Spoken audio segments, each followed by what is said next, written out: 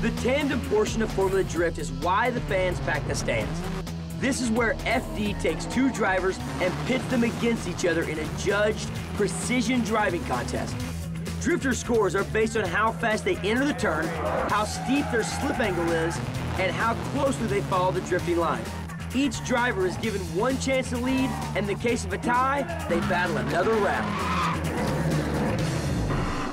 We're past the midway point in the season, and the race is on for the grand prize. We got a chance to catch up with some of the drivers and find out what they've got up their sleeves.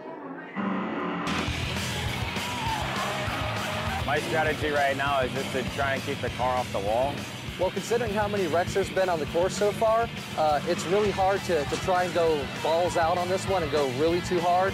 But keeping a conservative line at the entry and then just really adding it on as you go through past the judges, it seems to be the safest way to do it so far.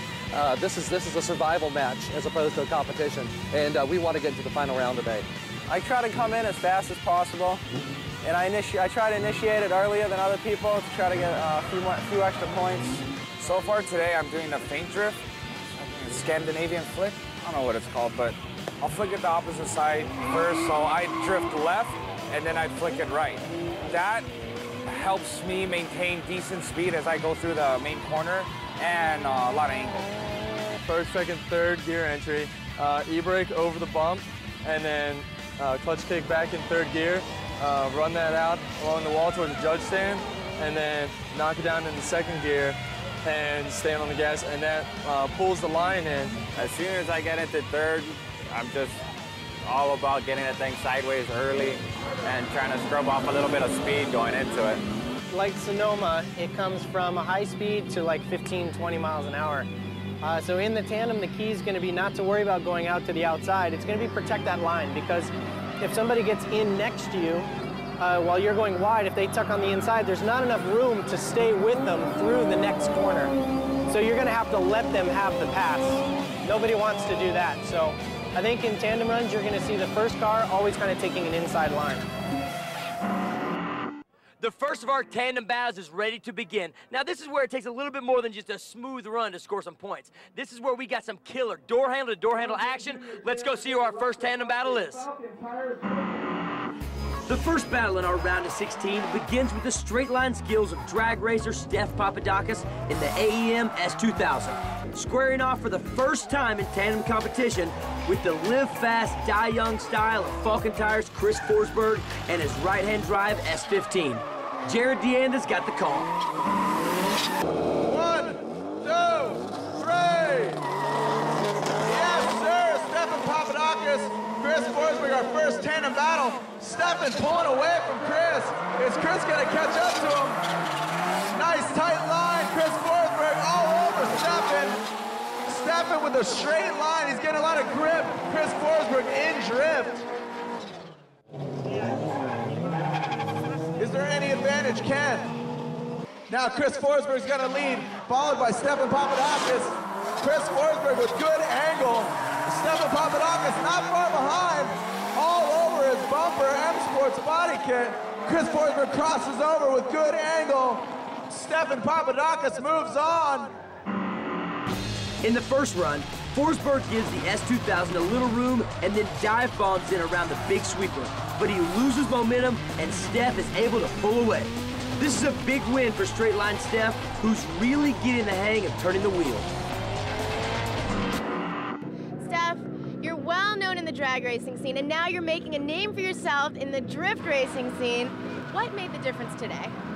Made the difference today, man. It's just more seat time. I've been able to practice, and the speed and the walls don't frighten me too much. It's more like, I don't know, man. I just need to get my lines down, which I guess I did in qualifying, and I just did well. STEPH has been really on point. A lot of people have been helping him out, you know, like cleaning up his lines and keeping his speed up. And basically, when we went through, on the first time when I was following, I was just trying to hold a tight line. Not necessarily pass, but to make sure, you know, like I wouldn't let too much of a gap get created. But then after we hit the first clip, he was able, you know, to come in from the back, so he carried more speed through it, and I think that's what it was. Our second battle of the top 16 is between TAKA AONO and his Falken tires Hachiroku and VAUGHN Gittin Jr. in a borrowed S14. JR blew the engine of his Mustang in the pits early this morning, but was able to grab the slightly damaged ride of buddy Ben Schwartz. The rules state that a driver cannot run a backup car. However, since JR entered the Chicago competition as a seated driver and hadn't yet put his Mustang on the track, he is allowed to use the car of his choice. Here we go, TAKA AONO. TAKA AONO versus JR Gittin, Drift Alliance. Good angle from TAKA. JR is all over TAKA. TAKA AONO with 150 horsepower, JR Gittin with about 400. Good angle from both guys. Vaughn Gittin Jr., JR Gittin, Rockford Fosgate, Falken Tires Drift Alliance. Here comes TAKA AONO, Falken Tires Drift Association. JR Gittin with good angle. TAKA straightening out. A little too much grip. Had to scrub a lot of speed. JR Gittin, good angle. The judges, it's unanimous. Vaughn Gittin Jr. moves on. On the first run, JR has to stay in drift behind the slower 8.6 and is forced to make a couple of corrections around the first sweeper. In the second run, TAKA takes an inside line, but doesn't have the horsepower to maintain the drift and straightens out, giving the win to JR. Why are you driving this car? This is not a Mustang. Yeah, no, it's not. We had a little technical difficulty with the Mustang. The motor sounded really rough. Luckily, Eddie at Peak Performance and Ben Schwartz decided to let me use their car, and I just beat TAKA. TAKA is an amazing, amazing driver, and he's always one to beat. Tell me what happens when your car breaks down after you've qualified and what happens before you've qualified. Well, luckily, you know, that's why we made the decision. The rules state that if you qualify in a car, that's what you must run. We made a smart, educated guess. Because we did that, we were able to practice and qualify in another car, which I'm legally allowed to compete in. So the car's a rocket. I mean, it's unbelievable. It doesn't get any better. That's right. All right, well, I'm going to give it a lucky rub. Yes. Good luck to you. Thanks, Harlan. All right. We got STEPH, PAPADAKIS, and Vaughn Gittin Jr. moving on to the round of 8. Coming up after the break, we got more cars getting sideways in Chi-Town. Plus, my man Big C twists some thumbs with some of the fans. See you after the break.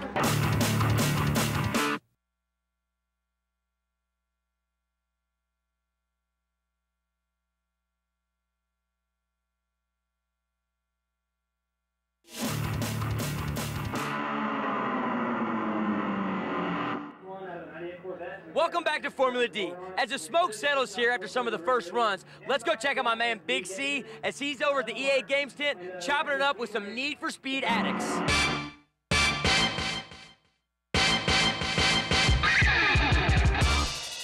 Chicago is playing host to the Need for Speed Blacklist Tournament. Sponsored by EA Games, the next generation of racers are competing in the digital world to see who's got the skills to be #1. Let's go check it out. Gentlemen, start your engine. Wow. To be the man, you gotta beat the man. I'm the man. What's your name, man? I'm the franchise, man. You about to get on. You haven't ran yet. What do you think you're gonna do in this tournament? Annihilate everyone. It's all good. That's real big trash talking there, and we giving up points for trash talking, man. I want to see it done, man. Hey, beautiful. My house.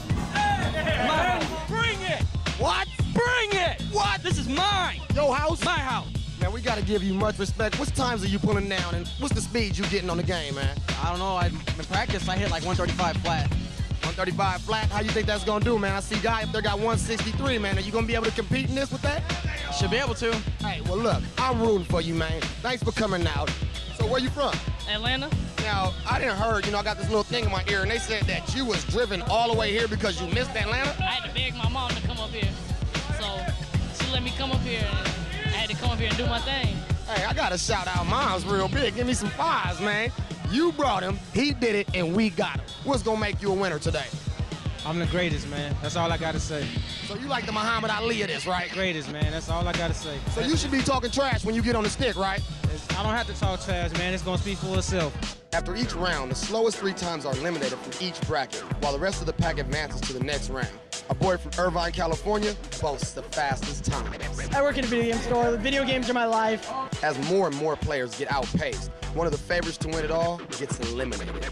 All right, after 8 furious rounds of drifting and crashing, the finals came down to Justin Lamborn, Matt Shirvez, and Sean O'Sullivan. 3 young kids who are barely legal to drive. But after a few minutes of fine gameplay, a local boy comes out on top, edging out the competition. During the final round, I didn't think I would have a chance at all. My excitement level right now is about, it's about the height of the Serious Tower right now. You are about to take a ride with Tarzan Yamada and the Viper. Are you ready? Oh, yeah. Strap your helmet on, strap yourself in, and hold on.